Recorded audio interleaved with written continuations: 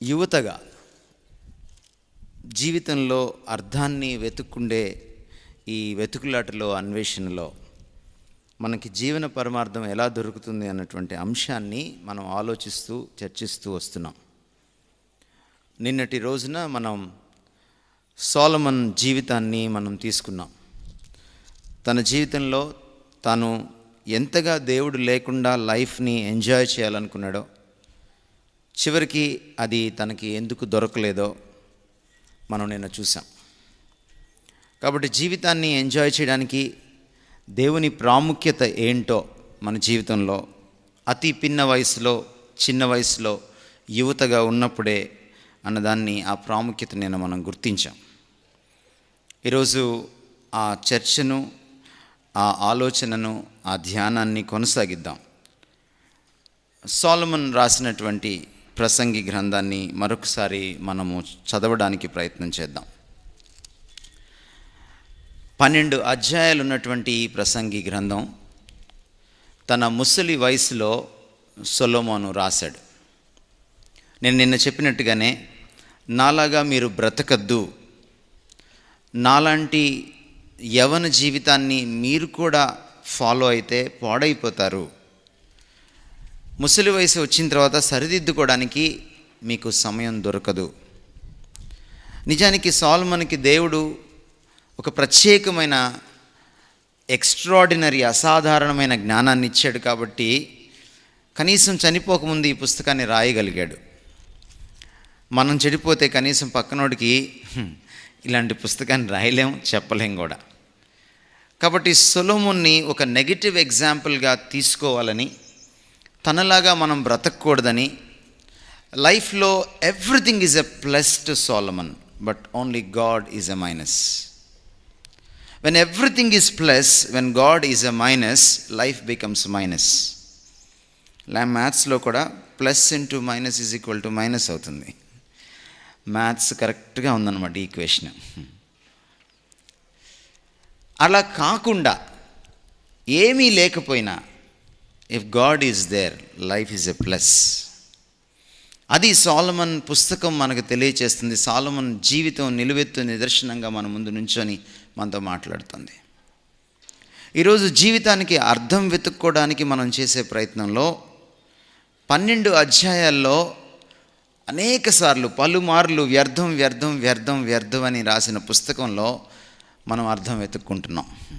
అది ఈరోజు మన వైవిధ్యం. That's a paradox of today.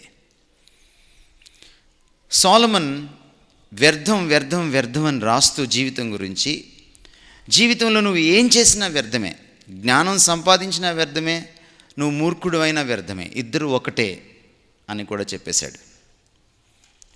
Technology వ్యర్థం,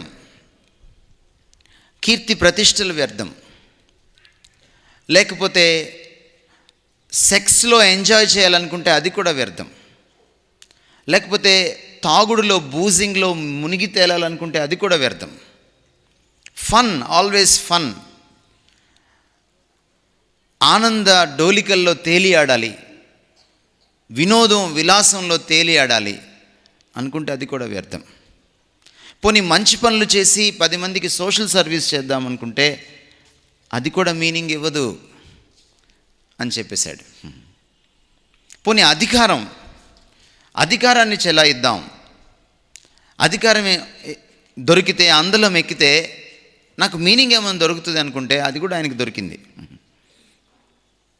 అది కూడా మీనింగ్ ఇవ్వదు అని తేల్చేశాడు. సో ఇప్పుడు పుస్తకం కంక్లూషన్కి వచ్చాడు. మరి కంక్లూషన్ అని చెప్పాలి కదా, ఏది మీనింగ్ ఇస్తుందో. చాలాసార్లు మనకు విసుగు పుడుతుంది, ఏ చేసినా తప్పు అంటారు, రైట్ ఏంటి అని అంటాం మనం. ఏది మీనింగ్ ఇవ్వదు అని అన్నప్పుడు మరి ఏం మీనింగ్ ఇస్తుంది ఇంకా అన్న ప్రశ్న తప్పకుండా వస్తుంది. అందుకనే ఈ జ్ఞాని తన పుస్తకం ముగింపులో ఆయన జీవితానికి మీనింగ్ని, అర్థాన్ని చేకూర్చేది ఏమిటి అన్న విషయాన్ని చాలా స్పష్టంగా మాట్లాడుతున్నాడు. నిన్నట్లాగానే మీకోసం వాడుక భాష బైబిల్ని నేను చదువుతాను. నేను కొంచెము 11వ అధ్యాయము చివరి భాగం నుంచి, అంటే 9 నుంచి నేను చదువుతున్నాను, 12 చివరి వరకు, ఎందుకంటే అదంతా ఒక యూనిట్గా ఉంది కాబట్టి. 11:9 ప్రసంగి గ్రంథం నుంచి నేను చదువుతున్నాను. యువక, లేతే యువకులారా, నీ యువతలో సంతోషించు, నీ యువ దశలో నీ హృదయంలో సంతుష్టి ఉండేలా చూసుకో. నీ హృదయంలో ఉన్న ఆశయాలను, నీ కండ్లు చూచిన వాటిని అనుసరించి ప్రవర్తించు. కానీ ఒక విషయం తెలుసుకో, నీవు చేసిన వాటన్నిటినీ గురించి దేవుడు నీకు తీర్పు తీరుస్తాడు. 10వ వచనం, చివరి వచనం 11వ అధ్యాయం. నీ హృదయంలో నీవేమీ కంగారు పడకు, బాల్యం యవ్వనం వ్యర్థం. నీ శరీరానికి చెడు కలిగించేదేదో దాన్ని దూరం చేసుకో. 12వ అధ్యాయం. కష్టాలతో నిండిన రోజులు రాబోతాయి. జీవితం అంటే నాకు సంతోషం లేదు అని నీవు చెప్పే కాలం రాబోతుంది. అంతకు ముందే నీ యువదశలోనే నీ సృష్టికర్తను స్మరించుకో.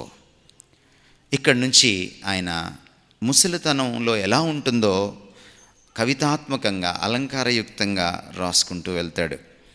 వెలుగు మసకబారుతుంది, సూర్యచంద్ర నక్షత్రాలను చీకటి కమ్ముతుంది, వాన వెంట మేఘాలు మళ్ళీ వస్తాయి. అంతకు ముందే నీ సృష్టికర్తను స్మరించుకో. అంటే నువ్వు పెద్దవాడివి, పెద్దదానివి కాకముందే. 3వ వచనం. ఆ కాలం ఇంటికి కావలి వాళ్ళు వణుకుతారు, బలిష్ఠులు వంగిపోతారు, తిరగలి విసిరేవారు కొద్దిమంది మాత్రమే కదా అని పని మానేస్తారు. కిటికీలో నుంచి చూచేవారి దృష్టి మందగించిపోతుంది, తిరగటిరాళ్ళు చప్పుడు తగ్గిపోతుంది, వీధి తలుపులు మూసివేస్తారు, పిట్టకూతకు మనుషులు మేల్కుంటారు, కానీ సంగీతనాదమంతా మెల్లగా వినిపిస్తుంది. ఎత్తు స్థలాలంటే మనుషులకు భయం అవుతుంది, దారిలో భయంకర దృశ్యాలు కనిపిస్తాయి. బాదం చెట్టుకు పూలు పూస్తాయి, మిడత బరువెక్కిపోతుంది, ఆశ గతించిపోతుంది. మనిషి తన శాశ్వత నివాసం చేరుతాడు, అతడి కోసం ఏడుస్తూ బజారున పడతారు.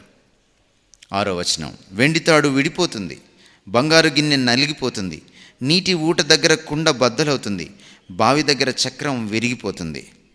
మట్టితో తయారైంది తిరిగి మట్టిలో కలిసిపోతుంది, ఆత్మ దాన్ని ఇచ్చిన దేవుని దగ్గరకు పోతుంది. అంతకుముందే నీ సృష్టికర్తను స్మరించుకో. నీ చావు రాకముందే నీ సృష్టికర్తను స్మరించుకో అని చెప్తున్నాడు. 8వ వచనం. వ్యర్థం వ్యర్థం అంటున్నాడు. ఈ ప్రసంగి అంతా వ్యర్థం. 9వ వచనం. ఈ ప్రసంగి జ్ఞాని, అంతేగాక అతడు ప్రజలకు జ్ఞానాన్ని ఉపదేశించాడు. అతడు చింతనాపరుడై ప్రచురించాడు. ప్రసంగి చక్కని మాటలు రాయడానికి ప్రయత్నించాడు. అతడు రాసినది నిష్కపటమైన యథార్థ వాక్కులు. జ్ఞానుల వాక్కులు ములుకోలల లాంటివి, గట్టిగా బిగించి దిగకొట్టిన మేకుల లాంటివి. కాపరి ఒక్కడే వాటిని ఇచ్చాడు. 12వ వచనం. అవిగాక వేరే వాటిని గురించిన హెచ్చరిక విను. నా కుమారా, పుస్తకాలు అసంఖ్యాకాలుగా రాస్తారు, వాటికి అంతు పొంతు ఉండదు. విద్యాభ్యాసం అతిగా చేయడం వల్ల శరీరం అలసిపోతుంది. 13. ఇదంతా విన్న తర్వాత తేలినది ఇదే. This is the conclusion. జీవితంలో మీనింగ్ రావాలంటే ఇది చెయ్యాలి. దేవుడంటే భయభక్తులు అలవర్చుకోవాలి. ఆయన ఆజ్ఞల ప్రకారం ప్రవర్తించాలి. మానవులందరి విద్యుక్త ధర్మం ఇదే. చివరి వచనం. రహస్యంలో జరిగే ప్రతి విషయాన్ని దేవుడు తీర్పులోకి తెస్తాడు. మనుషులు చేసే ప్రతి పని, అది మంచిది కానీ కాకపోని, తీర్పులోకి వస్తుంది. ఇది ప్రసంగి చెప్పే మాటలు. ఈ మాటల్ని చూస్తే ప్రసంగి కొన్ని విషయాల్ని మనకు చెప్తున్నాడు. మీరు జీవితంలో అర్థం కోసం వెతుకుతున్నారా, లేక అర్థవంతమైన జీవితాన్వేషణ అనే పనిలో పడ్డారా? అలాగైతే ఈ పనులు చేయండి. ఏమి చేయొద్దో అని అంతకుముందు చెప్పిన ప్రసంగి ఇప్పుడు కంక్లూజన్లో ఏమి చేయాలో ఆయన చెప్తున్నాడు. నెంబర్ 1 ఆయన ఏమంటున్నాడంటే 10వ వచనము 11వ అధ్యాయము. Put away evil. నీ మనసులోని చెడుగును తొలగించుకో. That's number 1. Put away evil from your heart, from your flesh. Number 2, remember your creator. నీ సృష్టికర్తను స్మరణకు తెచ్చుకో. నీ సృష్టికర్తను ఎప్పుడు మర్చిపోకు. ఇది రెండవది. మూడవది ఆయన ఏమంటున్నాడంటే ఫియర్ గాడ్. దేవునికి భయపడు, దేవునికి భయపడు. నాలుగవది ఆయన ఏమంటున్నాడంటే కీప్ హిస్ కమాండ్మెంట్స్. ఆయన ఆజ్ఞలకు విధేయత చూపించు, ఆయన ఆజ్ఞల్ని పాటించు. ఈ 4 మీరు చేయగలిగితే మీ జీవితంలో మీకు అర్థం దొరుకుతుంది. అద్భుతమైన జ్ఞానంతో, అనుభవ జ్ఞానంతో, దైవ జ్ఞానంతో, అసాధారణమైన జ్ఞానంతో ప్రసంగి తన యవ్వన దశను ఒక ఎగ్జాంపుల్గా తీసుకుని తన ఓల్డ్ ఏజ్లో పుస్తకం రాస్తున్నాడు యంగ్స్టర్స్ కోసం. బైబిల్లో బహుశా ఏ పుస్తకాన్ని ప్రత్యేకించి యంగ్స్టర్స్కి రాసిన పుస్తకం 66 పుస్తకాల్లో లేదు. The one and only book that is addressed to youth, youngsters, is the book of Ecclesiastes. ప్రసంగి గ్రంథం మాత్రమే 66 పుస్తకాల్లో బైబిల్ గ్రంథంలో ప్రత్యేకించి యువత కోసం రాసిన పుస్తకం. ఈ పుస్తకాన్ని మీరు అర్థం చేసుకోగలిగితే అందులో వ్యర్థం వ్యర్థం వ్యర్థం అని ఎందుకన్నాడో, దాని వెనుకున్న పరమార్థం ఏంటో, జీవిత పరమార్థం ఏంటో మీకు అర్థమవుతుంది. మళ్ళీ ఇప్పుడు మనం చదివిన వాక్య భాగంలో కూడా ఆయన అంటున్నాడు, కనీసం 3-4 సార్లు ఆయన వ్యర్థం వ్యర్థం అంటూ అర్థం ఏంటో బోధిస్తున్నాడు మనకి. 11వ అధ్యాయం 10వ వచనంలో ఆయన ఏమంటున్నాడు తెలుసా? యవ్వనం వ్యర్థం అంటున్నాడు. అంటే మేము మమ్మల్ని అందరినీ ముసలోళ్ళం అయిపోమంటారా అని మీరు అడగచ్చు. యవ్వనం వ్యర్థం అని అంటున్నాడు. ఇంకా ముందుకెళ్ళి 8వ వచనం 12వ అధ్యాయంలో ఆయన ఏమంటాడంటే అంతా వ్యర్థం. ఇంగ్లీష్లో చాలా బాగుంది, వ్యానిటీ ఆఫ్ వ్యానిటీస్. వ్యర్థంలో వ్యర్థం అంటే ఒకవేళ చెత్తని రీసైకిల్ చేస్తే ఒక 6 సార్లు 7 సార్లు చేయగలుగుతాం రీసైక్లింగ్, ఆ తర్వాత చేయలేం. చెత్తని బాగా రీసైక్లింగ్ చేసిన తర్వాత ఇంక రీసైక్లింగ్ చేయడానికి కూడా వీల్లేనంత విధంగా అయిపోతుంది చూసారా చెత్త. అంత చెత్త అంట జీవితం. ఎంత చెత్త అవుతుందిరా దేవుడు లేకుండా జీవితం అంటే చెత్త లాంటి చెత్త అవుతుందన్నమాట. చెత్తకు మించిన చెత్త అవుతుందన్నమాట. అందుకని ఏమన్నాడంటే if you minus God in your life, మీ జీవితంలోంచి దేవుణ్ణి కానీ పక్కన పెడితే మీరు చెత్తగాళ్ళగా మిగిలిపోతారు అని మన పరిభాషలో చెప్తున్నాడు. ఎంత చెత్త అంటే ఇంకా అది రీసైక్లింగ్ కూడా పనికిరాని చెత్త అన్నమాట. పిప్పి అయిపోతారు. మీరు ఎప్పుడైనా చెరుకు రసం స్టాల్కి వెళ్ళారా? చెరుకు రసం తాగారా? వెనక్కి వెళ్ళి చూడండి ఒకసారి. అక్కడ ఒక పెద్ద కుప్పు ఉంటుంది. చెరుకు రసం వాడు ఏం చేస్తాడంటే గడ ముందు పెట్టి ఆ తర్వాత మళ్ళీ గడను మడిచి మళ్ళీ పెడతాడు మెషిన్లో, మళ్ళీ మడిచి మళ్ళీ పెడతాడు. పిప్పిలాగా అయిపోతుంటే మళ్ళీ ఆ పిప్పిని పెడతాడు. పెట్టి పెట్టి పెట్టి చివరిదాకా మీకు రసం ఇస్తాడు. ఎందుకంటే వాడికి డబ్బులు మిగలాలి కాబట్టి. పిప్పిలోంచి కూడా రసం తీసి మీ దాంట్లో మీ గ్లాసులో పోస్తాడు. ఆ వెనక్కి వెళ్ళి ఆ పిప్పిని పట్టుకొని చూడండి మీరు, లేదా కొంచెం తుంచుకొని కొరికి చూడండి. Nothing remains, nothing remains.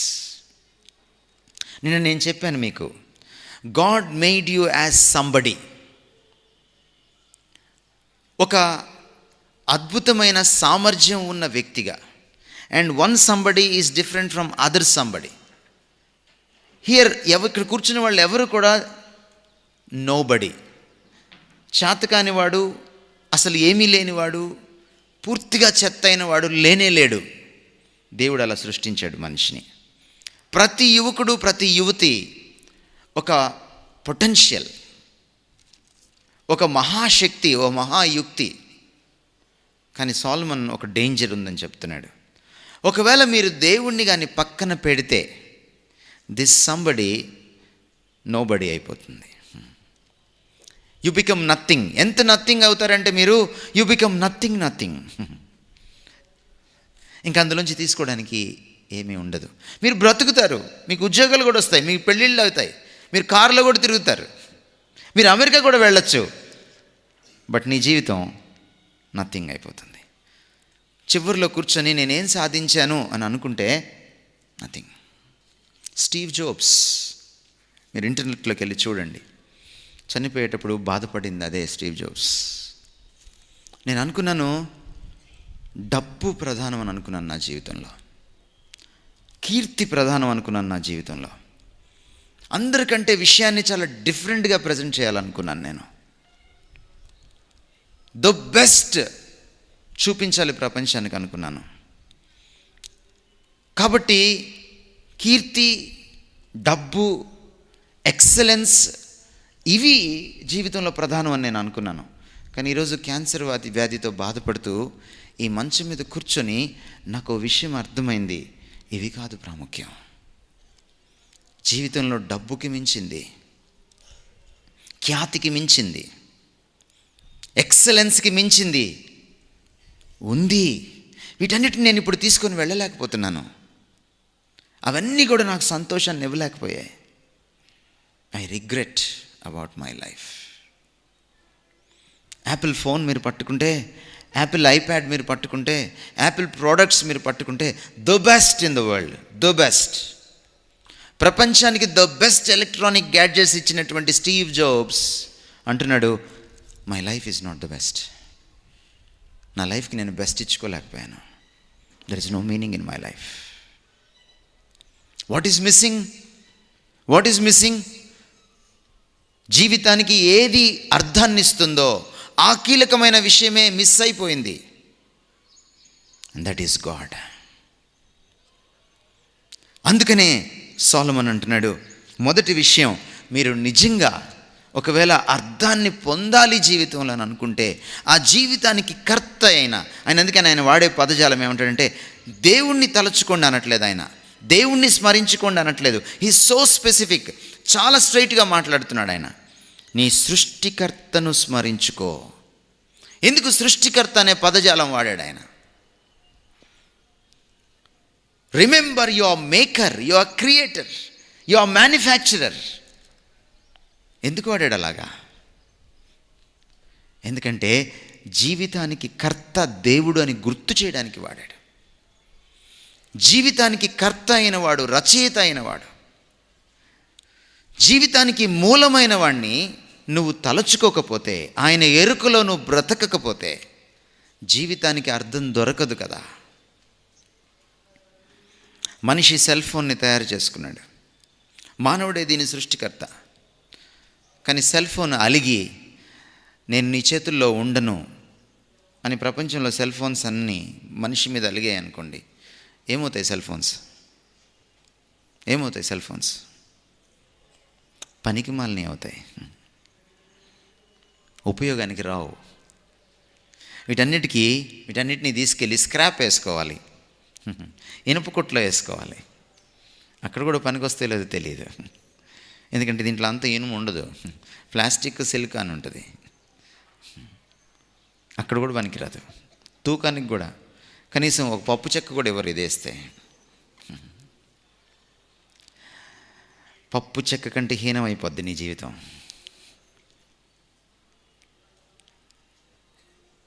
ఒక సృష్టింపబడిన వస్తువు సృష్టికర్త చేతిలో ఉన్నప్పుడే అది పనికొస్తుంది.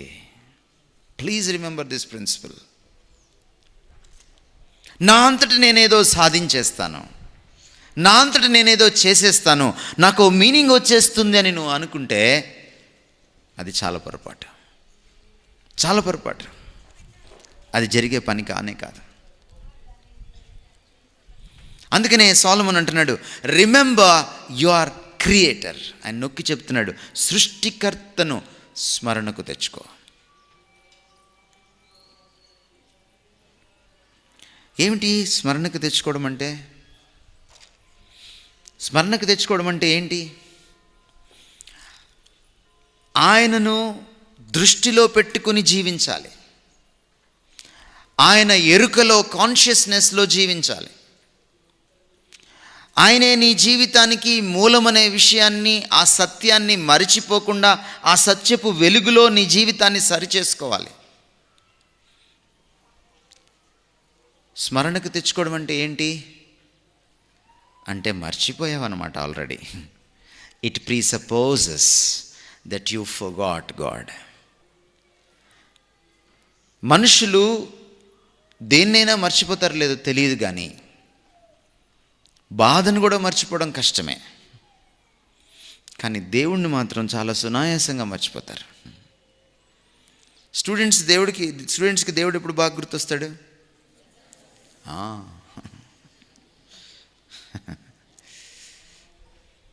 పరీక్షలు గుర్తు చేస్తాయి మనకి దేవుణ్ణి. అలాగే పెద్దోళ్ళకి కూడా వాళ్ళ జీవితాల్లో పరీక్షలు వస్తాయి.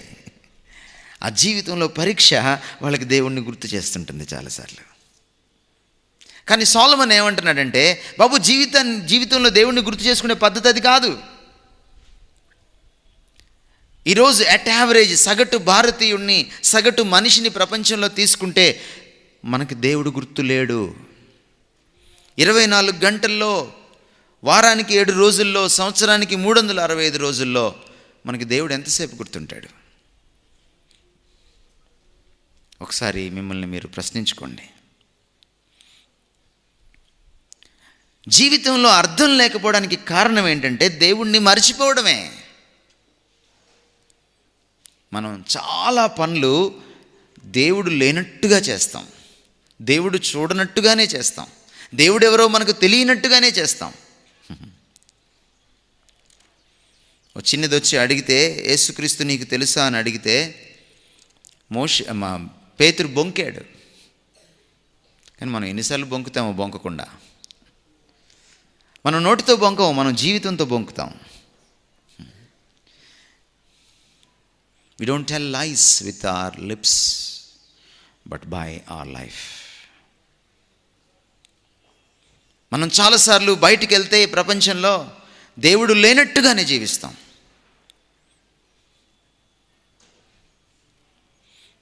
నేను ఎవరిని అన్న ప్రశ్నకు బిల్ హైబెల్స్ అనేటువంటి పాస్టర్, అమెరికాలో fastest growing church willow creek community church pastor, అద్భుతమైన మాట చెప్తాడు. నువ్వెవరివి అంటే, ఎవరు నిన్ను చూడనప్పుడు నువ్వెవరివో అదే నువ్వు అంటాడు. Who you are is when no one is looking. ఎవ్వరూ మనల్ని చూడనప్పుడు మన అస్సలు మనిషి బయటకు వస్తాడు. అపరిచితుడు అంటే విక్రమ్ కాదండి, ప్రతి మనిషిలో అపరిచితుడు ఉంటాడు. వాడు తొంగి చూస్తాడు, జడలు విరబోసుకుంటాడు. అపరిచితులు ఎందుకున్నారంటే ప్రతి మనిషిలో మనకి దేవుడు అపరిచితుడయ్యాడు కాబట్టి. సొలొమన్ అంటున్నాడు, get to know your God. నిన్ను సృష్టించిన సృష్టికర్తను మళ్ళీ తెలుసుకో, reconnect with him. There starts the meaning of life. The meaning of life starts with God and God alone. జీవితంలో మీనింగ్ ఎలా వస్తుందంటే దేవుడితో ఆరంభం అవుతుంది, ఇంకెవరితో ఆరంభం కాదు. ఎందుకంటే ఓ వస్తువును సృష్టించిన వాడికే అది ఎందుకు సృష్టించాడో, అది ఏం పని చేయాలో, అది దేనికి పనికి రావాలో తెలుస్తుంది, ఇంకెవడికి తెలియదు. ఒక వస్తువు చెడిపోతే దాన్ని మెకానిక్ దగ్గర తీసుకెళ్తే వాడు కూడా బాగు చేయలేకపోతే వాడు ఒక మాట అంటాడు, సార్ కంపెనీకి పంపించాలి సార్ అంటాడు. ఎందుకంటాడు ఆ మాట? కంపెనీలో మ్యానుఫ్యాక్చరర్ ఉంటాడు, సృష్టికర్త ఉంటాడు. చెడిపోయిన మన బ్రతుకుల్ని రిపేర్ చేయగలిగింది ఒక్కడే, సృష్టికర్త. ఒకవేళ ముసలితనంకి వచ్చేసిన తర్వాత నువ్వు రిపేర్ చేయాలనుకుంటే ఏమవుతుంది? మీరు బైక్స్ వాడతారు, కార్స్ వాడతారు, సైకిల్స్ వాడతారు. చెడిపోయిన తర్వాత దాన్ని అలాగే తొక్కుతుంటే పక్కన ఇంకో పార్ట్ చెడిపోద్ది, దాన్ని అలాగే వాడుతుంటే ఇంకొక పార్ట్ చెడిపోద్ది. సార్ చాలా లేటుగా తీసుకొచ్చారు సార్, 5,000 అవుద్దంటాడు వాడు, 10,000 అవుద్దంటాడు. అమ్మో అంతా అంటాం, ఎందుకంటే లేటుగా తీసుకొచ్చావు నువ్వు. చాలామంది జీవితాలు ఈ రోజున బైక్స్ లాగే ఉన్నాయి. ముందుగానే బోర్కు వచ్చేసింది మీ లైఫ్. ముందుగానే బోర్కు వచ్చేసింది మీ లైఫ్. షెడ్కి వచ్చేసింది మీ లైఫ్. ఇంకా ఆలస్యం కాకముందే come on, come to the manufacturer, come back to God. Solomon చెప్తున్నాడు ఈ రోజున. ఇంకెంతకాలం దేవుణ్ణి దూరంగా పెడతావు? ఎప్పుడైతే నువ్వు ఈ మరిచిపోయిన దేవుణ్ణి మళ్ళీ గుర్తు చేసుకుంటావో, ఏ సృష్టికర్తతో నీ సంబంధం తెగిపోయిందో ఆ సంబంధాన్ని మళ్ళీ పునరుద్ధరించుకుంటావో, రీకనెక్ట్ అవుతావో, then starts meaning in life. నువ్వెందుకు పుట్టావో నీకు అర్థమవుతుంది. నిన్నెందుకు తయారు చేశాడో నీకు అర్థమవుతుంది. నీలో ఏముందో నీకు అర్థమవుతుంది. నీ గొప్పతనం ఏంటో నీకు అర్థమవుతుంది. నువ్వేం సాధించాలో నీకు అర్థమవుతుంది. దాన్ని ఎలా సాధించాలో నీకు అర్థమవుతుంది. When you know your life giver, when you know the author of your life, నీ జీవితానికి మూలమైన వాడిని, కర్త అయిన వాడిని నువ్వు తెలుసుకున్నప్పుడు. అందుకనే ప్రత్యేకించి యువతకు రాస్తున్నాడు, నీవు ఇంకా యవ్వన దశలో ఉండంగానే నీ దేవుడితో కనెక్ట్ అవ్వు. ఎందుకంటే మీనింగ్ ఆయనతోటే స్టార్ట్ అవుతుంది.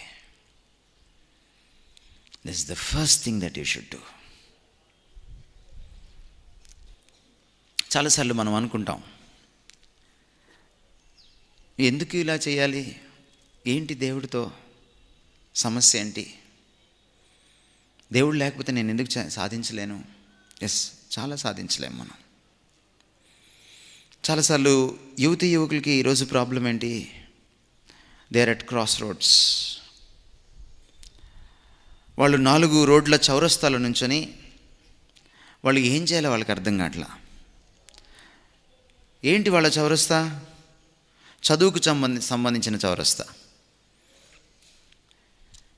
కెరియర్కి సంబంధించిన చౌరస్తా, అంతకు మించి జీవిత భాగస్వామికి సంబంధించిన చౌరస్తా, ప్రేమాయణానికి పెళ్ళికి సంబంధించిన చౌరస్తా.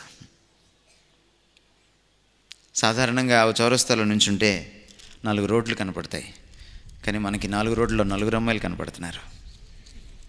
ఎటు పోవాలో తెలీదు.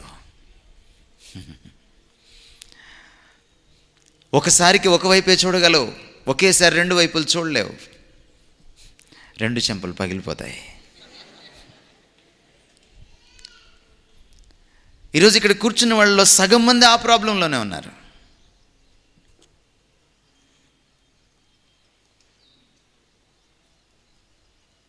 Who is correct in my life? Love at first sight అనేది చాలా పెద్ద అబద్ధం ఈ ప్రపంచంలో. అద్దం ముందు నుంచొని నిన్ను నువ్వు చూసుకో. నీకు నువ్వు అర్థమైతే ఒట్టు.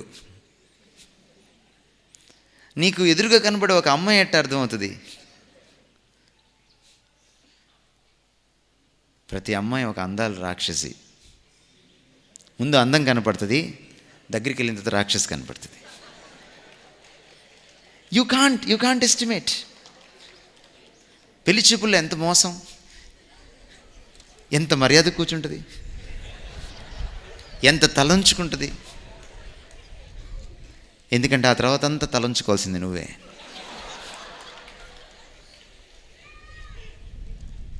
You can't estimate. ఒక ఉద్యోగాన్ని, ఒక భవిష్యత్తును, ఒక అమ్మాయిని, ఒక అబ్బాయిని, నీ జీవిత భాగస్వామిని నువ్వు ఏమాత్రం క్యాలిక్యులేట్ చేయలేవు. నువ్వు ఎప్పుడు పప్పులోనే కాలేస్తావు. అది కూడా చల్లపప్పులో, వేడిపప్పులో కాదు. వేడిపప్పులో కాలేసిన తెలుస్తుంది కనీసం. నువ్వు తప్పులో ఉన్నావు అనే సంగతి కూడా నీకు తెలియదు. దానికి కారణం ఏంటంటే నువ్వు నీ దేవుణ్ణి మర్చిపోయావు.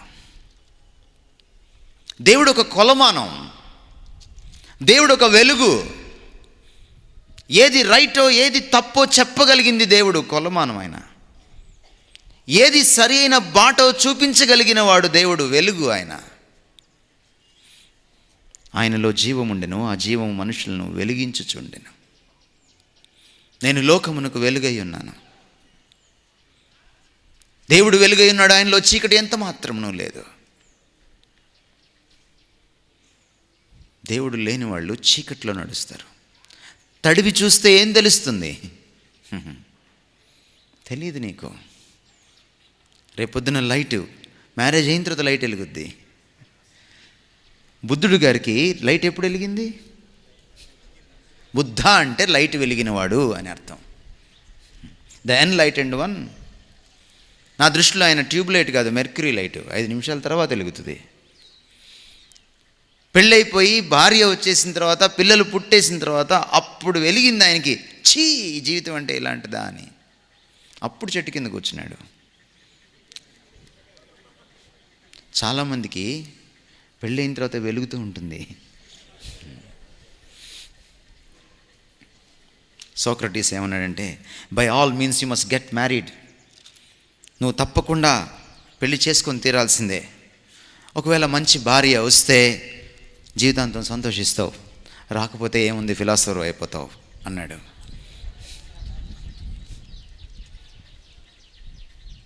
You can't estimate.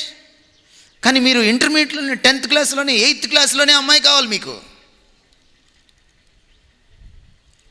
మొన్న మా స్కూల్లో ఒక హాస్టల్ పిల్లాడు ఇంకొక హాస్టల్ అమ్మాయికి ఉత్తరం రాశాడు. ఆ అమ్మాయి 8th క్లాసు, వీడు 5th క్లాసు.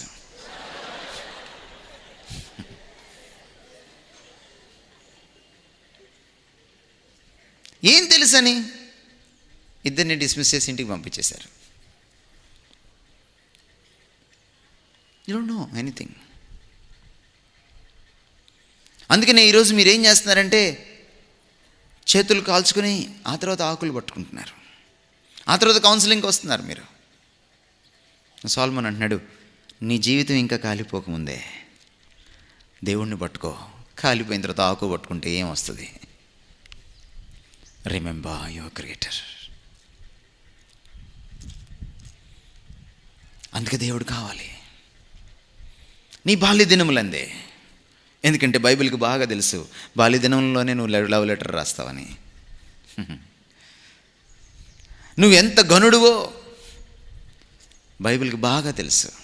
నువ్వెంత చాలునో బైబిల్కి బాగా తెలుసు. అందుకనే బైబిల్ చెప్తుంది, right now while you are still in your youth. దేవుణ్ణి తెలుసుకున్నప్పుడు నాకు నేను అర్థమవుతాను. నేనెవరో నాకు తెలుస్తుంది, నాకెవరు కావాలో తెలుస్తుంది, నాకేం కావాలో తెలుస్తుంది, నేనేం సాధించగలనో తెలుస్తుంది, ఈ ప్రపంచం ఏంటో తెలుస్తుంది, నేను ఎటు పోవాలో తెలుస్తుంది, నేను ఎప్పుడు కూర్చోవాలో ఎప్పుడు లేవాలో తెలుస్తుంది, ఎప్పుడు పడుకోవాలో ఎప్పుడు లేవాలో తెలుస్తుంది, ఎప్పుడు మాట్లాడాలో ఎప్పుడు మాట్లాడకూడదో తెలుస్తుంది, ఎలా మాట్లాడాలో ఎలా పని చేయాలో తెలుస్తుంది. ఎందుకంటే దేవుడు నిన్ను తన పోలికలో చేసుకున్నాడు. That's the key. దేవుడు అర్థం కాకుండా పోలిక అర్థం కాదు.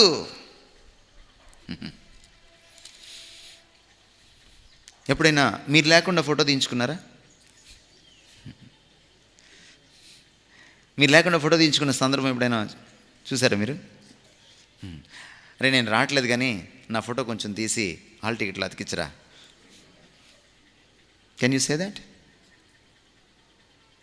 ఆబ్జెక్ట్ లేకుండా ఫోటో లేదు, దేవుడు లేకుండా ఇమేజ్ లేదు.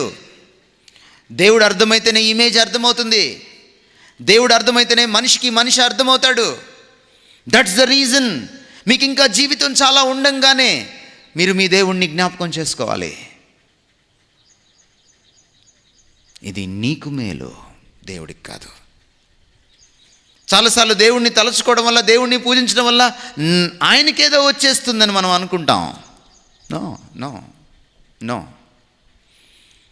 ఇది నీ కోసం, నీ చదువు కోసం, నీ పెళ్లి కోసం, నీ భవిష్యత్తు కోసం, నీ తృప్తి కోసం, నీ గుండెల్లో ఆనందం కోసం, నీ జీవితంలో నిండుదనం కోసం, నీ జీవితంలో అర్థం కోసం, మీనింగ్ కోసం.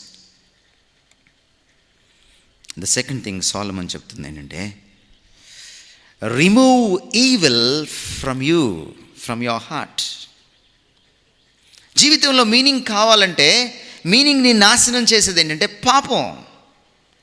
చెడును తొలగించుకో నీ జీవితంలోంచి. చెడును అలాగే అట్టి పెట్టుకుంటే నీ జీవితానికి అర్థం దొరకదు. పాపానికి ఒక స్వభావం ఉంది. పాపానికి ఉన్న స్వభావం ఏంటంటే అది ముందు మురిపిస్తుంది, చేస్తున్నప్పుడు మైమరిపిస్తుంది, చేసిన తర్వాత మెరిపిస్తుంది, చుక్కలు కనపడతాయి. యూనో, నేను కూడా చెప్పాను, sin fascinates but then it assassinates. చేసేటప్పుడు పాపం చాలా సుందరంగా ఆకర్షణీయంగా ఉంటుంది. చేసిన తర్వాత పాపపు నీసు పోదు. మీరెంతన్నా కడిగి చూడండి, పోతుంది. Guilt pops up always in your heart. Guilt.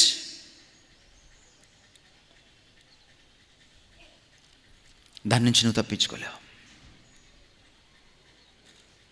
Shakespeare ఒక అద్భుతమైన కథ రాస్తాడు, మ్యాక్బెత్. ఎవరైనా ఇంగ్లీష్ చదివిన వాళ్ళు ఉంటే వాళ్ళకి తెలుస్తుంది. ఒక స్త్రీ రాజును చంపేస్తుంది, కాన్స్పిరసీ, కుట్ర పన్ని. చంపేసిన తర్వాత ఆ రాజ్యాన్ని దోచుకోవడానికి ప్రయత్నం చేసిన తర్వాత ఒక్కొక్క పర్యవసానం ఎదురవుతూ ఉంటుంది వాళ్ళకి. చివరికి వాళ్ళు ఏ పరిస్థితుల్లోకి వెళ్ళిపోతారంటే, ఆమె తన చేతుల్ని చూసుకుని, చేతులు కడుక్కొని శుభ్రంగానే ఉంటాయి చేతులు, కానీ దాని మీద ఆమెకు రాజుగారి రక్తం కనపడుతూ ఉంటుంది కొన్ని సంవత్సరాలు అయిపోయిన తర్వాత కూడా. ఒక అద్భుతమైన మాట రాస్తాడు షేక్స్పియర్ మ్యాక్బెత్ అనే స్టోరీలో. గిల్ట్ గురించి అద్భుతంగా ప్రజెంట్ చేస్తాడు ఆ ఒక్క లైన్లో. ఆయన అంటాడు, అరేబియాలో ఉన్నటువంటి ఈ ప్రపంచంలో సుగంధ ద్రవ్యాలకు, పర్ఫ్యూమ్కి, సెంట్కి famous Arabia. The best scent దొరుకుతుంది అరేబియాలో. అరేబియాలో ఉన్నటువంటి సెంట్ అంతా తీసుకొచ్చి ఆమె చేతుల మీద పోస్తే కూడా ఆ వాసన పోదట. రాజుగారిని చంపేసిన ఆ వాసన, ఆ రక్తపు వాసన. Guilt is like that. పాపం చేసి చూడండి, చాలా సులభం. పాపాన్ని మరిచిపోయి చూడండి, చాలా కష్టం. అది కళ్ళ ముందు కనపడుతూనే ఉంటుంది. పెళ్ళి కాకముందే నువ్వు సెక్స్లోకి వెళ్ళిపోతావు, పెళ్ళి అయిపోయిన తర్వాత నీకు కళ్ళ ముందు కనపడుతూ ఉంటుంది. Every time when you look at your wife, every time when you look at your husband. Solomon అంటున్నాడు, నీ జీవితంలో సంతోషాన్ని చంపేసేది ఏంటంటే గిల్ట్, పాపం తెచ్చిన పర్యవసానం. పాపం చాలా క్రూరమైంది. అది ఎంత అందమైందో అంత క్రూరమైంది. అది నిన్ను పట్టుకొని నాశనం చేస్తుంది. నీ రెక్కలు విరిచి కట్టేస్తుంది, నిన్ను చిత్రహింసలు పెడుతుంది. You can't forget your sin. You can't forget your sin. ఈ ప్రపంచంలో మీరు ఏ పనైనా చేయండి, మీ పాపాన్ని మీరు మర్చిపోలేరు. బహుశా అది ఎవ్వరికీ తెలియకపోవచ్చు ఈ ప్రపంచంలో, కానీ నీ గుండె మాత్రం మర్చిపోదు. అది నీకు గుర్తు చేస్తూనే ఉంటుంది.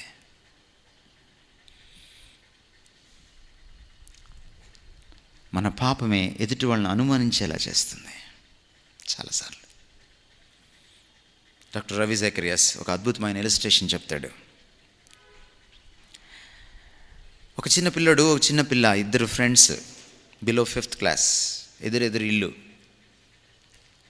రోజు ఆడుకుంటారు సాయంత్రం స్కూల్ నుంచి రాగానే. చాలా మంచి ఫ్రెండ్స్ వాళ్ళిద్దరు. ఒక రోజున వీడి దగ్గర ఉన్నటువంటి రంగురంగుల గోళీలు తీసుకొని వెళ్ళి అమ్మాయికి చూపిస్తాడు. చాలాసేపు ఆడుకుంటారు. ఇంకో రోజున అమ్మాయి వాళ్ళ నాన్నగారు ఇంపోర్టెడ్గా తీసుకొచ్చిన ఇంపోర్టెడ్ స్వీట్స్, చాక్లెట్స్ అన్నీ తీసుకొచ్చి వాడికి ఇస్తూ ఉంటుంది. తింటూ ఉంటారు ఇద్దరు. వీడికి చాక్లెట్స్ అంటే చాలా ఇష్టం. ఈ అమ్మాయి చాక్లెట్లు చాలా తీసుకొస్తా ఉంటే, ఏంటి ఇన్ని చాక్లెట్లు తెస్తున్నావు అని అంటే, చాలా ఉన్నాయి నా దగ్గర అంటది. అప్పుడు వీడు ఒక డీల్ చేసుకుంటాడు ఆ అమ్మాయితో. నా దగ్గర ఉన్న గోళీలన్నీ నీకు ఇచ్చేస్తాను, నీ దగ్గర ఉన్న చాక్లెట్లన్నీ నాకు ఇచ్చేస్తావా అని అడుగుతాడు. అమ్మాయికి గోళీలు, ఆ కలర్స్ అంటే చాలా ఇష్టం. బికాజ్ షీఈ్ ఎ గర్ల్స్ అంటే కలరింగ్ కదా. సో ఆ అమ్మాయి డీల్కి ఒప్పుకుంటుంది. అమ్మాయి పరిగెట్టుకుంటూ తన ఇంట్లోకి వెళ్తుంది, వీడు పరిగెట్టుకుంటా వీడి ఇంట్లోకి వెళ్తాడు. అమ్మాయి తన దగ్గర ఉన్నటువంటి చాక్లెట్లన్నీ డబ్బాలో వేసేసుకొని తీసుకొచ్చేస్తుంది వీడి దగ్గరికి. వీడు కూడా వాడి దగ్గర ఉన్నటువంటి రంగురంగుల గోళీలన్నీ జవురుకొని డబ్బాలో వేసుకుంటూ ఉంటే అననీయ సప్పీరలాగా ఒక ఆలోచన వస్తుంది వాడికి. నా దగ్గర ఇన్ని గోళీలు ఉన్నాయో ఆమెకు తెలియదు కదా అని కొన్ని గోళీలు తీసి దిండు కింద దాచిపెట్టేసి, కొన్ని గోళీలే తీసుకొని డబ్బాలో వేసుకొని డబ్బా మూత పెట్టేసి వాడు కూడా బయటకు వస్తాడు ఇంట్లో నుంచి. అమ్మాయి ఎదురు చూస్తూ ఉంటుంది చాక్లెట్లన్నీ పట్టుకొని. అమ్మాయి అమాయకంగా చాక్లెట్లన్నీ ఇచ్చేస్తుంది. వీడు గోళీలు ఇస్తూ ఉంటాడు, నా గోళీలన్నీ ఇచ్చేశాను అంటాడు.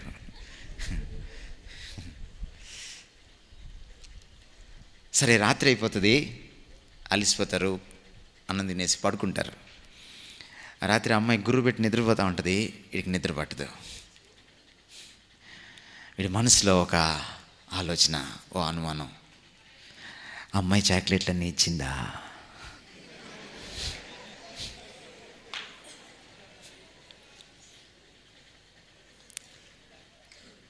నువ్వు చెడ్డోడివి, అందుకని ఎదుటి వాళ్ళు చెడ్డోళ్ళేమో అని నీకు అనుమానం. నీకు చాలామంది గర్ల్ ఫ్రెండ్స్ ఉన్నారు, అందుకనే ఆ అమ్మాయి ఎవరితో మాట్లాడినా బాయ్ ఫ్రెండే అనిపిస్తుంది నీకు. గిల్ట్. నువ్వు చేసిన తప్పు నిన్ను వెంటాడుతుంది, నీ సంబంధాలని చెడిపేస్తుంది, అనుమానాన్ని తీసుకొస్తుంది నీ సంబంధాల్లోకి. అందుకనే సొలొమన్ మరొక సూచన చేస్తున్నాడు, తీసివేయి నీ జీవితంలోంచి చెడును, నీ జీవితంలోంచి పాపాన్ని తొలగించుకో, అప్పుడు వ్యాకులం తొలగిపోతుంది. దానికి ముందే వ్యాకులం గురించి మాట్లాడతాడు 10వ వచనంలోనే. ఎప్పుడైతే పాపం పోతుందో గిల్ట్ పోతుంది, అప్పుడు హృదయం శాంతిస్తుంది, జీవితంలో సంతోషం దొరుకుతుంది, అర్థం దొరుకుతుంది, నిండుదనం దొరుకుతుంది. మీరు అనుకుంటారు, ఇది చాలా సుఖం, ఇది చాలా అందం, ఇది చాలా గొప్పది, ఇది చేస్తే భలే ఉంటుంది, మజా వస్తుంది అని మీరు అనుకుంటారు. మజా రాదు. నీ జీవితంలో సంతోషాన్ని పీకేసేది అదే, నీ గుండెల్లో వెలితిని క్రియేట్ చేసేది అదే. తీసివేయి దాన్ని. It can be a small లై. అబ్రహాం లింకన్ అంటాడు, అబద్ధాలు ఆడకండి ఎప్పుడు. ఒక్క అబద్ధం ఆడితే దాన్ని కప్పిపుచ్చుకోవడానికి జీవితంలో 1000 అబద్ధాలు ఆడాల్సి వస్తుంది అంటాడు. అది అబ్రహాం లింకన్, అమెరికన్ కదా, అది ఆయన స్టైల్, అది అమెరికన్ మైండ్, అది అమెరికన్ స్టైల్. భారతీయులు కూడా ఉన్నారు, అబద్ధాలు ఆడండి, 1000 అబద్ధాలు ఆడి నవ్వు పెళ్లి చేయండి.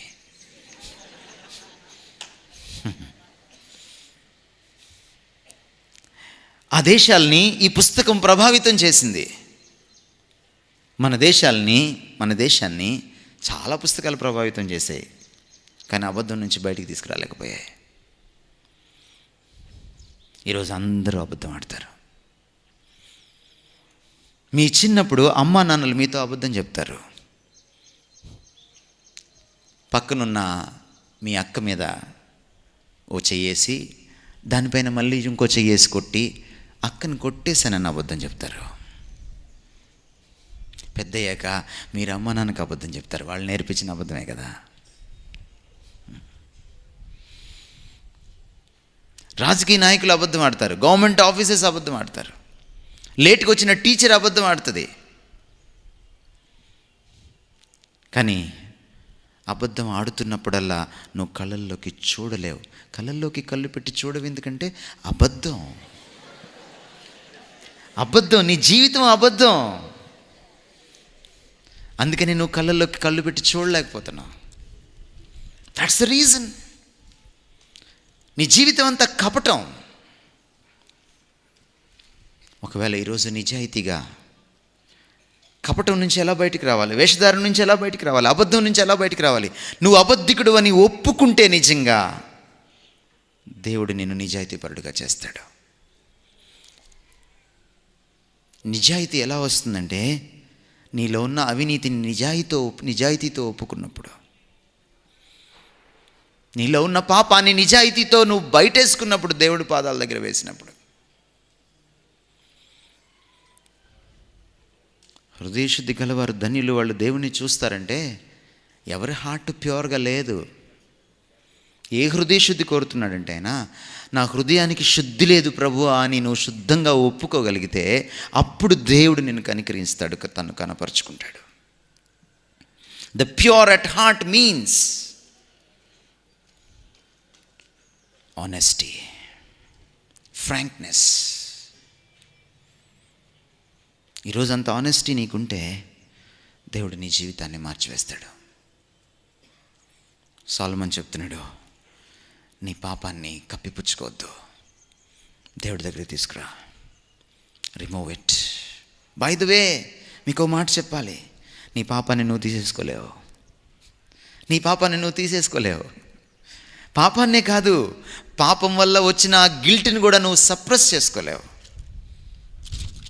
అది ప్రతిసారి నీకు చూపిస్తూనే ఉంటుంది, ఇదిగో నువ్వు పలానా కదా. కొన్నిసార్లు కొంతమందిని విమర్శిస్తూ ఉంటే, మన దేశంలో సామెత ఉంది, ఒకడి వైపు 1,000 చూపిస్తే నీ వైపు 4 వేళ్ళు ఉంటాయి. లోపల ఓ స్వరం నీతో మాట్లాడుతుంది, ఏంటి నువ్వు కూడా అదే కదా, ఏంటి అలా అంటున్నావు.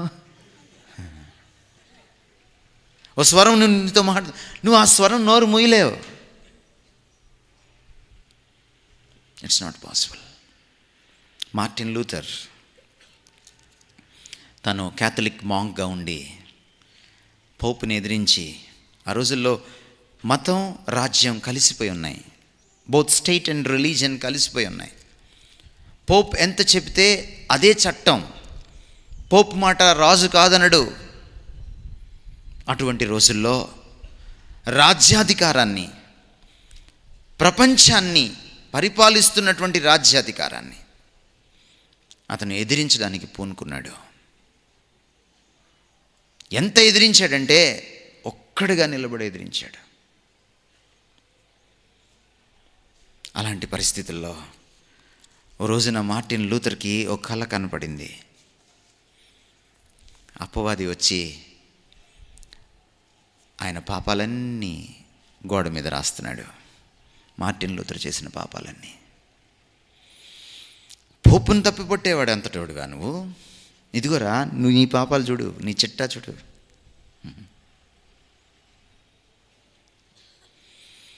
మార్టిన్ లూథర్ దేవుడి వైపు చూస్తాడు. ఒక చెయ్యి వచ్చి ఎర్ర సిరాతో ఆ పాపాలన్నిటిని కొట్టేస్తుంది. Friends, I want to tell you today, నీ పాపాన్ని తీసివేయాలన్నా, ఆ పాపపు నీసు వాసనని తీసివేయాలన్నా, నీసు వాసన కాదు, నీసు గ్యాప్ వాసన, ఆ పాపపు నీసుని తీసివేయాలన్నా కూడా it is only the blood of Jesus Christ. ఎందుకంటే ఆయన సిలువలో పాపరహితంగా చనిపోయాడు, ఆయనలో పాపం లేదు. నీ గతాన్ని రూపుమాపగలిగిన వాడు ఒక్కడే ఈ ప్రపంచంలో, దట్ ఈస్ జీసస్. ఎందుకంటే ఆయనలో కించిత్ పాపం ఆలోచనల్లో సైతం లేదు. పాపరహితుడు మాత్రమే పాపాన్ని కడగగలడు, పాపానికి పరిహారం చెల్లించగలడు, పాపం నుంచి నిన్ను విడిపించగలడు. జీవితంలో మీనింగ్ ఎలా వస్తుంది? When you get rid of sin. నీ హృదయం నుంచి, నీ శరీరం నుంచి పాపాన్ని తొలగించుకున్నప్పుడు. దీనికోసం నువ్వు ఒక నూకాలమ్మ దగ్గర, తలుపులమ్మ దగ్గర, మైసమ్మ దగ్గర నించుని కొరడాలతో కొట్టుకోనక్కర్లేదు. 40 దినాలు ఓ మాలేసుకొని ఉపవాసం ఉండక్కర్లేదు. దీనికోసం నిన్ను బాధించుకోనక్కర్లేదు. నీకోసం ఆయన ఆల్రెడీ బాధింపబడ్డాడు సిలువ పైన. This is a free gift. This is a free gift. తీసుకోవాల్సింది నువ్వు. గిఫ్ట్ని తిరస్కరించవచ్చు, గిఫ్ట్ని యాక్సెప్ట్ చేయొచ్చు. ఎవరు గిఫ్ట్ని బలవంతంగా ఎవరు ఎంత ప్రేమతో గిఫ్ట్ని ఇస్తారో అంత ప్రేమతో దాన్ని తీసుకుంటేనే గౌరవం, అది గిఫ్ట్ అవుతుంది. దేవుడు ఎంత ప్రేమమయుడంటే, నీ పాపం నుంచి నువ్వు బయటేసుకోలేనప్పుడు, అది నీ జీవితంలో ఉన్న సంతోషాన్ని పీకేసినప్పుడు, నీ జీవితాన్ని పండగ చేసుకోవాలనుకుని దాన్ని నువ్వు దండగ చేసుకుంటున్నప్పుడు, మళ్ళీ నీ జీవితాన్ని నువ్వు పండగ చేసుకోవాలని, ఎంజాయ్ చేయాలని ఏదైతే అడ్డుపడుతుందో దాన్ని తీసివేయడానికి దాన్నంతా తన మీద వేసుకుని సిలువలో నీకోసం రక్తం కార్చాడు, శిక్ష చెల్లించాడు. బలి అంటే మీకు బాగా తెలుసు. క్లాసులో ఒకడు తప్పు చేస్తాడు, ఇంకోటి మీద పడుతుంది, టీచర్ వచ్చి వాడిని కొడుతుంది. అప్పుడు మనం బయటకు వచ్చిన తర్వాత అంటాం, ఈడు బలిరా అంటాం. అంటే ఇంకోటి చేసిన తప్పుకి ఈడు బలైపోయాడు అని.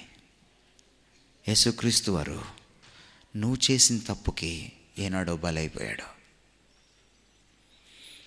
వేరేవాడు అమాయకంగా బలయ్యాడు, ఆయన కావాలని బలయ్యాడు నిన్ను విడిపించడం కోసం. గుండెల్లోంచి ఎలా తీసేసుకుంటాం, జీవితంలోంచి ఎలా తీసేసుకుంటాం చెడుగును.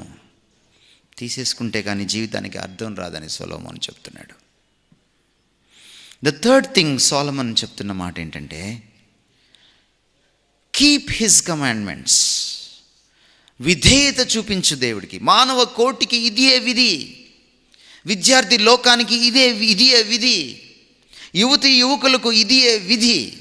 This is your duty youngsters అని చెప్తున్నాడు. ఎందుకు ఇది విధి? మరో మార్గం లేదు, ఇక వేరే మార్గం లేదు. ఇంకా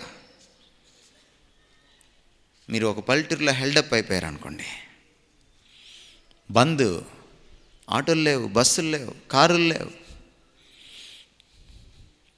ఓ ఎద్దుబండి వెళ్తుంటే ఏం చేస్తారు మీరు? ఆకలేసేస్తూ ఉంటుంది. ఏం చేస్తారు మీరు? ఎక్కి కూర్చుంటారు. అప్పుడు దాకా సిటీలో అపాచీ బైక్ వేసుకొని కట్టుకొట్టిన నువ్వు ఎద్దుబండికి కూర్చోవాలి.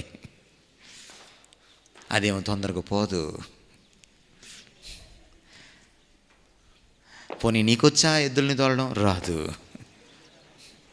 చచ్చినట్టు ఎక్కి కూర్చోవాల్సిందే. జీవితంలో కూడా ఇదే. నువ్వు చచ్చినట్టు దేవుడికి లోబడాల్సిందే. There is no other go. నీకు ఇష్టమున్నా లేకపోయినా దేవునికి లోబడ్డంలో ఆనందం ఉంది. దేవునికి నువ్వు విధేయత చూపించే కొద్దీ నువ్వు పాపాన్ని జయిస్తావు. దేవునికి నువ్వు విధేయత చూపించే కొద్దీ నీకు దేవుడు అర్థమవుతాడు, దేవుడికి దగ్గరగా జరుగుతావు. దేవునికి నువ్వు విధేయత చూపించే కొద్దీ భవిష్యత్తు నీకు అర్థమవుతుంది. ఎందుకంటే దేవుడు తన చిత్తాన్ని ఎవరైతే తనకు లోబడతారో వాళ్ళకి నెక్స్ట్ మాటని, నెక్స్ట్ చిత్తాన్ని, నెక్స్ట్ తన ప్లాన్ని చూపిస్తాడు. దేవునికి విధేయత చూపించే వాళ్ళు జ్యోతిష్కుడి దగ్గరికి వెళ్ళక్కర్లేదు. They know their future. మీరు చాలాసార్లు అడుగుతుంటారు, దేవుని చిత్తం ఎలా తెలుస్తుంది అని. దేవునికి విధేయత చూపిస్తూ ఉంటే తెలుస్తుంది. ఎంత విధేయత చూపిస్తే అంత దేవుడు చూపిస్తాడు. నీ జీవితంలో ఏం జరగబోతుందో, ఏం చేయబోతున్నాడు, ఎంత సుందరంగా దాన్ని తీర్చిదిద్దబోతున్నాడు. విధేయతలో మీనింగ్ ఆఫ్ లైఫ్ ఉంది. ఎందుకంటే విధేయతలో దేవునికి దగ్గరగా జరుగుతావు. విధేయతలో దేవుణ్ణి తెలుసుకుంటావు. జీవితానికి మూలమైన వాడిని తెలుసుకుంటావు. అతి సమీపంగా తెలుసుకోవడానికి ఆస్కారం దొరుకుతుంది. విధేయతలో నీ భవిష్యత్ ఏంటో దేవుడు తన చిత్తంలో నీకు చూపిస్తూ వెళ్తాడు. నీ గతాన్నే కాదు, నీ ప్రస్తుతాన్నే కాదు, నీ భవిష్యత్తును కూడా నువ్వు అర్థం చేసుకోవడానికి విధేయతలో ఆస్కారం ఉంది. అందుకనే 3వ సూచన చేస్తున్నాడు, ఒబే గాడ్. నీ జీవితంలో మీనింగ్ కావాలా? Obey God. సామెతల గ్రంథం 3వ అధ్యాయం 5-6 వచనాల్లో ఒక మాట ఉంది. నీ స్వబుద్ధిని ఆధారం చేసుకోవద్దు, నీ స్వభావం అంతటి మీద యెహోవా అధికారమునకు ఒప్పుకొనుము, అప్పుడు ఆయన నీ మార్గమును సరళము చేస్తాడు. నీ లైఫ్ స్మూత్గా ఎప్పుడు వెళ్తుంది? నీ స్వభావం వద్దు, సొంత పైత్యం వద్దు, సొంత ఆలోచనలు వద్దు, నాకంతా తెలుసు అనుకోవద్దు, నీకు ఏది తోచితే అది చెయ్యొద్దు. ఒకని మార్గం వాడికి మంచిగా తోస్తుంది, కానీ అది మరణానికి నడిపిస్తుంది. నీకు అర్థమైనా అర్థం కాకపోయినా ఒబే గాడ్. దేవుడు ఏదైనా చెప్తే ఒబే గాడ్. ప్రతిరోజు నువ్వు బైబిల్ చదువుకుంటున్నప్పుడు దేవుడు ఒక చిన్న మాట చెప్తాడు నీకు, ఒబే, విధేయత చూపించు. చూడు నీ లైఫ్లో ఎంత మీనింగ్ ఉంటుందో. ఎస్, అది కష్టం. ఈ ప్రపంచంలో అత్యంత కష్టమైన విషయాల్లో ఒకటి ఏంటంటే దేవుడికి తల ఒగ్గడం, దేవునికి విధేయత చూపించడం. ఎందుకంటే ఆయన చిత్తము చాలాసార్లు నీ చిత్తానికి వ్యతిరేకంగా ఉంటుంది, ఆయన ఇష్టం చాలాసార్లు నీ ఇష్టానికి వ్యతిరేకంగా ఉంటుంది. Yet there is goodness in it. అయినా అందులో మేలుంది, అందులో మేలుంది. కొన్నిసార్లు మన బాడీలో కొన్ని ఫారెన్ బాడీస్ వచ్చి కూర్చుంటాయి. డాక్టర్ గారి దగ్గరికి వెళ్తే కొయ్యాలంటాడు.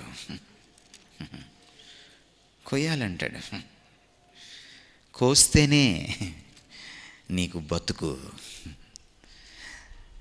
విధేయతలో కష్టం ఉంటుంది, విధేయతలో ఇబ్బంది ఉంటుంది, బట్ అందులో మేలు ఉంటుంది. నీ దేవుణ్ణి నువ్వు తెలుసుకోవడానికి అతి సమీపంగా అది నీకు అవకాశం ఇస్తుంది. నీ జీవితాన్ని నువ్వు అర్థం చేసుకోవడానికి, దేవుని వెలుగులో, దేవుని కళ్ళద్దాల్లోంచి చూడడానికి అది నీకు అవకాశం ఇస్తుంది. అందుకనే ఎవరైతే విధేయత చూపిస్తారో ఆయన మాటకు, వాళ్ళ బ్రతుకు అద్భుతంగా ఉంటుంది. అబ్రహాం జీవితాన్ని చూడండి. నది అవతల ఆయన వినాయక చవితి రోజు బొమ్మలు అమ్ముకుంటూ, కృష్ణాష్టమి రోజు బొమ్మలు అమ్ముకుంటూ, అద్భుతమైన దేవుళ్ళ బొమ్మలు చేసుకుంటూ కూర్చొని ఉంటే, దేవుడు ఒకరోజు ఆ నది దగ్గర ఆయన తిరుగుతూ ఉంటే కనపడ్డాడు. అబ్రహాము, యువతలకు వస్తావా అని అడిగాడు. అబ్రహాంకి ఆ దేవుడు ఎవరో తెలియదు.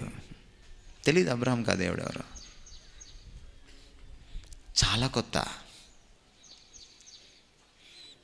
మరి ఏమైందో తెలీదు. అందుకనే విశ్వాసులకు తండ్రి అని పిలువబడ్డాడు. ఈరోజు 3 మతాల వాళ్ళు ఆయన్ని మా తండ్రి, మా తండ్రి, మా తండ్రి అని పిలుచుకుంటున్నారు. అబ్రహాం కోసం కొట్టుకుంటున్నారు, మా తండ్రి, మా తండ్రి, మా తండ్రి అని. మన జీవితాలను చూస్తే మా తండ్రే అనాల్సి వస్తుంది. ఏంటో నాకు ఒక మిస్టరీ అబ్రహాం జీవితాన్ని చూసినప్పుడు. How could he put such a faith in that unknown God? కానీ అబ్రహాం నది దాటి వచ్చేసాడు, మళ్ళీ వెనక్కి వెళ్ళలేదు. అబ్రహాం జీవితంలో మనం చూస్తే ఒక పాయింట్ వచ్చింది, ఆస్తి పంచుకోవాల్సి వచ్చింది. లోతు లోకం వైపు చూశాడు. అబ్రహాం అక్కడ నిలబడి, లోతు నీకేం కావాలి అని అడిగితే లోతుగా ఆలోచించాడు. ఇదే టైము. ఎస్, మగానంతా తీసుకున్నాడు. The best. అబ్రహాము ఈ భూమిని చూడట్లేదు, రియల్ ఎస్టేట్ చూడట్లేదు. ఆయన మనసులో దేవుడు తనకిచ్చిన వాగ్దానం, తన భవిష్యత్తు, దేవునికి విధేయత అదే కనపడుతుంది. మిగిలింది పెద్దనాన్న తీసుకున్నాడు. ఎవరైనా పెద్దోళ్ళు ముందు బెస్ట్ తీసుకొని చిన్నోళ్ళకి మిగిలింది ఇస్తారు. అబ్రహాము విధేయత. ఇంకో ఘట్టం వచ్చింది అబ్రహాం జీవితంలో, కొడుకుని చంపేసుకోవాల్సిన ఘట్టం. విధేయత చూపించాడు. ఈ రోజున అబ్రహాము చనిపోయాడు. అబ్రహాం లేడు ఈ రోజున. దాదాపు 2000 సంవత్సరాల క్రితం వాడు అబ్రహాము. క్రీస్తు పూర్వము. ఇక్కడి నుంచి లెక్కేసుకుంటే 4000 సంవత్సరాల క్రితం వాడు అబ్రహాము. 4000 సంవత్సరాలు అయిపోయింది, కానీ అబ్రహాం పేరు ఎవరు మర్చిపోలేదు. That's the beauty in obedience. ఎప్పుడైతే నువ్వు లోబడతావో దేవుడికి, you are not only a blessing to your generation, but you can be a blessing in the generations to come, in the nations to come. తరతరాలకు, దేశ దేశాలకు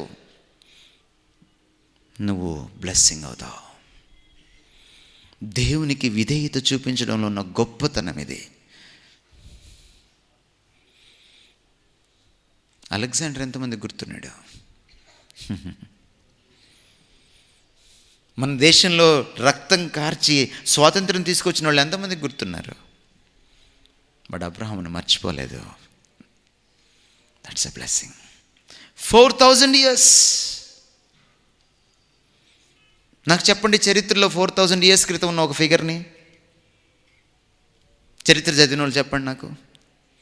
మీకు అందరికీ కామన్గా తెలిసిన ఒక ఫిగర్ని. Obedience can bless your life. Meaning comes through obedience. Let me close. 4వ విషయాన్ని చెప్తున్నాడు సొలొమన్. తన అనుభవ జ్ఞానాన్ని రంగరించి, జీవితంలో మీనింగ్ కావాలా నీకు? Yes, then you must do this 4th thing also. ఈ 4వ విషయం కూడా నువ్వు చేయాలి. ఏమిటి ఆయన 4వ విషయం ఏం చెప్తున్నాడు? Fear God. దేవునికి భయపడు. ఈ రోజుల్లో లేనిది ఏంటండి? అదే. పిన్నల్లో పెద్దల్లో లేనిదేంటి? అదే. ఈరోజు ఎందుకని చిన్నపిల్లలు పెద్దవాళ్ళకి భయపడట్లేదు? ఒక స్టూడెంట్ టీచర్కి ఎందుకు భయపడట్లేదు? ఒక నేరస్తుడు పోలీస్కి ఎందుకు భయపడట్లేదు? What is the reason? ఒక ఎంప్లాయీ బాస్కి ఎందుకు భయపడట్లేదు? భయం బొత్తిగా లేదు ఈరోజు మనకి. You know, all positive fears starts with the fear of God. All positive fears in life starts with the fear of God. ఎందుకని ఈరోజు సినిమాల్లో కొడుకులు నాన్నని టీజ్ చేయడం చూపిస్తున్నాడు. ఎక్కడి నుంచి వచ్చింది ఈ కల్చర్? ఎందుకని ఈరోజు చిన్న పిల్లలు ఒక పెద్ద హీరోయిన్ని ఏడిపించడం, సెటర్లు వేయడం చూపిస్తున్నాడు సినిమాల్లో? ఎక్కడి నుంచి వచ్చింది ఈ కల్చర్? ఎందుకని ఈరోజు టీచర్లకి బదులుగా కమీడియన్స్ని, బఫూన్స్ని పెడుతున్నారు సినిమాల్లో, సీనుల్లో?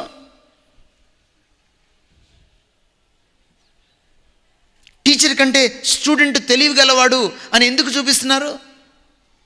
నిజంగా అంతుందా నీకు? 15 years టీచ్ చేశాను నేను. నా క్లాస్లో 60 మంది ఒక సెక్షన్ అయితే, కొన్నిసార్లు 2 సెక్షన్స్ కలిపితే 120 మంది. 5 నిమిషాల్లో సెల్ ఫోన్లో అటెండెన్స్ తీసుకుంటాను నేను.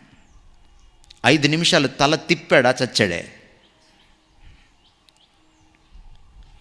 వాడిని ఏం తిట్టాను నేను? ఒక క్వశ్చన్ వేస్తాను, అమ్మాయిల ముందు జవాబు చెప్పలేడు, చాలు అడిగది వాడి జీవితానికి. సెటైర్ వేసాడా, మళ్ళీ సెటైర్ పడిందే. పక్కన అమ్మాయిలు ఉంటారు, జాగ్రత్త, పరువు పోద్ది. నేను కాలేజ్ నుంచి రిజైన్ చేసి వచ్చేటప్పుడు నా స్టూడెంట్స్ నన్ను చూసి ఏడ్చారు. నా దగ్గరికి వచ్చి నన్ను అడిగారు, సార్ సెల్ ఫోన్లో ఎట్లా వేసుకుంటారు సార్ మీరు అటెండెన్స్ అని. I don't want to waste time. Subject లేని లెక్చరర్స్ ఏం చేస్తారంటే 1/2 గంట అటెండెన్స్ వేసుకుంటారు, ఇంకో 1/2 గంట కబుర్లు చెప్తారు, ఇంకా 1/2 గంట మిగులుద్ది, పాఠం చెప్పి వెళ్ళిపోతారు. క్లాస్లో ఎంత స్ట్రిక్ట్గా ఉంటానో బయటికి వెళ్తే అంత ఫ్రెండ్లీగా ఉంటాను. మా కాలేజ్ కారిడార్లో నిలబడితే మా ప్రిన్సిపల్ ఎవరు లోపలికి వెళ్ళరు, నేను నిలబడితే అందరు లోపలికి వెళ్ళిపోతారు. This is my testimony in my college.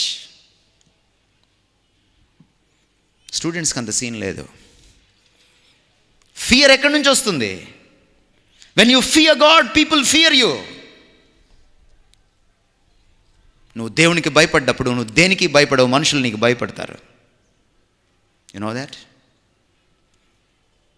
మా ప్రిన్సిపల్తో హీజ్ అ క్యాథలిక్ ఫాదర్, పెద్ద Catholic institution, diocese, Guntur diocese కింద డైరెక్ట్గా ఉండేటువంటి ఇన్స్టిట్యూషను. జస్ట్ మా గోడ వెనక బిషప్ గారి హౌస్. ఎప్పుడు ప్రిన్సిపల్ గారు పక్షపాతం చూపించినా, అన్ఫేర్గా చేసినా, ఏదైనా పొరపాటు చేస్తే స్టాఫ్ మీటింగ్లో ఆయనతో గొడవ వేసుకునేవాడిని నేను. Sir this is wrong. మా ఇద్దరికి ఎప్పుడు క్లాషే. కానీ ప్రిన్సిపల్ నన్ను ఎప్పుడు తక్కువగా చూడలేదు. దొంగతనంగా నా క్లాసులు వినేవాడు, నన్ను అబ్జర్వ్ చేసేవాడు. ప్రాబ్లం వస్తే నిర్మోహమాటంగా అడుగుతాను తప్ప రాజకీయాలు చేయనని ఆయనకు తెలుసు. చివరికి ఒక రోజున తీసుకెళ్ళి నన్ను, మీకు తెలియదు క్యాథలిక్స్ ప్రొటెస్టెంట్స్ని పందుల్లా చూస్తారు. ప్రొఫేన్ అంటారు వాళ్ళు, సీక్రెడ్ ప్రొఫేన్ అంటారు.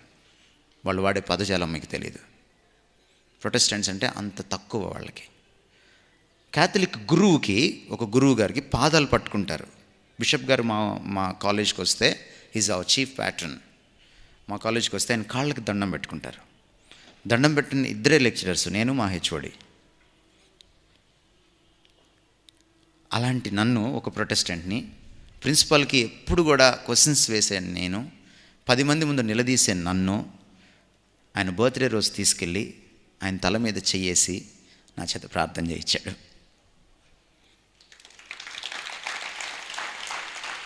When you fear God, people fear you. When you honor God, people honor you.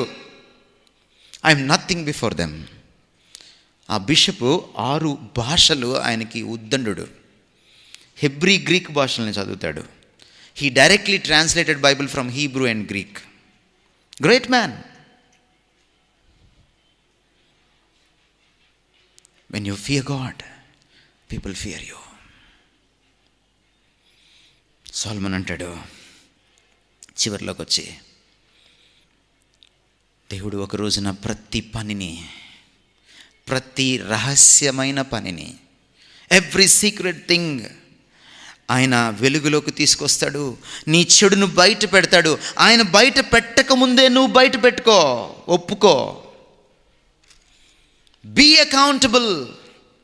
ఎప్పుడైతే ఫియర్ ఆఫ్ గాడ్ అనేది ఉంటుందో, నేను పాపం చేయడానికి వెరుస్తాను, భయపడతాను.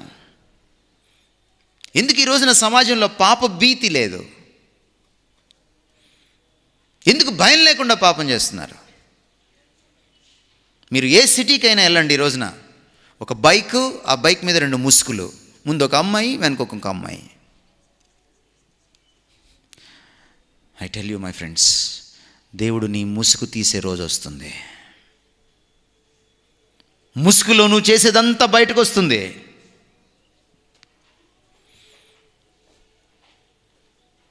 Fear God. పాప భీతి ఎక్కడుంటుందంటే దేవుని గురించిన భీతి ఉన్నప్పుడు వస్తుంది, అప్పుడే వస్తుంది. అందుకనే సొలొమన్ అంటాడు, ఎప్పుడైతే దేవునికి భయపడతామో జ్ఞానం వస్తుందట. జీవితాన్ని ఎలా చక్కదిద్దుకోవాలన్న జ్ఞానం వస్తుంది. యెహోవా యందు భయభక్తులు కలిగి ఉండుట జ్ఞానమునకు మూలము. లైఫ్ని ఎలాగ నేను టర్న్ చేసుకోవాలి, ఎప్పుడు ఏ పని చేయాలి, ఎవరిని పెళ్లి చేసుకోవాలి, ఏ జాబ్కి ఎప్పుడు అప్లై చేయాలి, దేనికి ఎలా ప్రిపేర్ అవ్వాలి, ఎగ్జామ్కి ఎలాంటి స్మార్ట్ వర్క్ చేయాలి, నాలెడ్జ్ లేకపోతే నశించిపోతాం. ఎక్కడి నుంచి వస్తుంది లైఫ్కి సంబంధించిన నాలెడ్జ్? సినిమాలు చూస్తే రాదు, ఇంటర్నెట్ చూస్తే రాదు, నీ ఫ్రెండ్స్ని అడిగితే తెలియదు, సీనియర్స్ని అడిగితే తెలియదు. యెహోవా యందు భయభక్తులు కలిగి ఉండుట. జీవితంలో ఒక సెన్స్ ఆఫ్ డైరెక్షన్ కావాలంటే, ఎప్పుడు ఏది ఎలా చేయాలో, ఎక్కడికి వెళ్ళాలో, ఏది సాధించాలో తెలియాలంటే, you need wisdom, and that wisdom comes by the fear of God. అందుకనే అంటాడు, ద లాస్ట్ థింగ్, దేవునికి భయపడండి. జీవితం ఏంటో అర్థమవుతుంది, దాని అర్థం ఏంటో అర్థమవుతుంది, దాని పరమార్థం అర్థమవుతుంది. అర్థవంతమైన జీవితాన్వేషణ అక్కడ ముగుస్తుంది. Fear God. Let me close. ఒక ఆయన అద్భుతంగా ఫియర్ ఆఫ్ గాడ్ని నిర్వచించాడు. I forgot this man's name. ఆయన ఏమంటాడంటే, the fear of God is a continual awareness that you are in the holy presence of God, that your every word, thought and deed is open before him to his righteous judgement. దేవునికి భయపడ్డం అంటే ఏమిటంటే, ఒక పరమ పవిత్రుడైన పరిశుద్ధుడైనటువంటి, పాపాన్ని చూడలేనంత నిష్కలంకమైన కన్నులు కలిగినటువంటి దేవుని సన్నిధిలో నువ్వు ఎల్లప్పుడూ జీవిస్తున్నావన్న ఎరుక. నీ సన్నిధి నుంచి నేను ఎక్కడికి పారిపోవదును అని కీర్తనకారుడు ఆక్రోశిస్తాడు 139వ దావీదు కీర్తనలో. ఫ్రెండ్స్, దేవుని జడ్జిమెంట్ నువ్వు తప్పించుకోలేవు. ఆయన సన్నిధి నుంచి, ఆయన కనుసన్నల నుంచి నువ్వు పారిపోలేవు. మన కంటికి ఒక విసినిటీ అనేది ఉంటుంది, కనుచూపు మేర అంటాం మనం. కొంత దూరం దాటితే కనపడదు మనకి. గాడ్స్ విసినిటీ నుంచి, ఆయన కనుచూపు మేర నుంచి నువ్వు తప్పించుకోలేవు. అది అనంతమైంది. You cannot escape God's presence and his sight. He looks at you. He knows every minute detail of your life. నీ ప్రతి రహస్యం ఆయనకు తెలుసు. అందుకనే దేవునికి భయపడ్డం అంటే ఏంటంటే, ఈ ఎరుకలోకి రావడం. దేవుడు నన్ను చూస్తున్నాడు. ఆయన సన్నిధి నుంచి నేను పారిపోలేను. నేను బాత్రూంలో ఉన్నా, ఆయన నన్ను చూస్తాడు. నేను తలుపులు వేసుకొని చాటింగ్ చేస్తున్నా, ఆయన నన్ను చూస్తాడు. నేను ఇంటర్నెట్ ముందు కూర్చొని బూతు బొమ్మలు చూస్తున్నప్పుడు కూడా ఆయన నన్ను చూస్తున్నాడు.